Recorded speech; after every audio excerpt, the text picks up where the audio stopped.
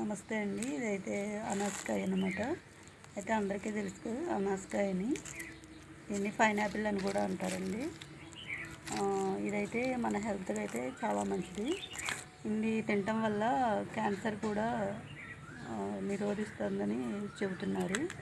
అది ఎంతవరకు అయితే నిజమైతే మటుకి మాకు తెలియదు, చూసి చెబుతున్నాను అంతే. కానీ ఇందులో ఫైబర్ అయితే ఉంటుందండి. ఇది ఇలా కట్ చేసుకొని ఈ విధంగా మనం పైన ఈ తొక్క ఉంటుంది కదండి, ఈ చెక్కు మొత్తం తీసేసుకొని కత్తిపీటతో కానీ చాకుతో కానీ కట్ చేసేసుకొని చెక్క అంతా ఈ ముచ్చుకుంటుంది కదండి, ఇది మొక్క అనమాట.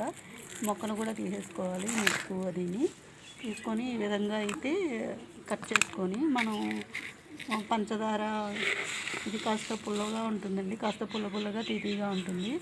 విధంగా పంచదార చిమ్ముకొని తినటం వల్ల చాలా బాగుంటుందండి, చాలా టేస్టీగా ఉంటుంది. డిహైడ్రేషన్ నుంచి కూడా మనం బయటపడవచ్చు. ఇలాగా ముక్కలుగానే కాకుండా మనం జ్యూస్ కూడా చేసుకొని తాగొచ్చండి, వడగట్టుకోవాలి. ఇందులో పీచు అది ఉంటుంది కదండి, జ్యూస్ చేసుకున్న తర్వాత మనం వడగట్టుకొని ఆ జ్యూస్ని తాగితే చాలా టేస్టీగా ఉంటుందండి.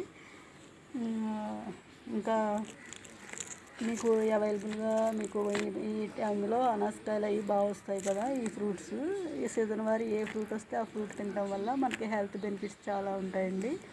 ఇది మీకు దొరికినప్పుడల్లా, అంటే మీకు అందుబాటులో మీ మార్కెట్కి వచ్చినప్పుడల్లా తీసుకొని మీరు తినొచ్చండి. చాలా మంచిదన్నమాట. నాకు తెలిసిన విషయం మీతో షేర్ చేసుకుంటున్నాను.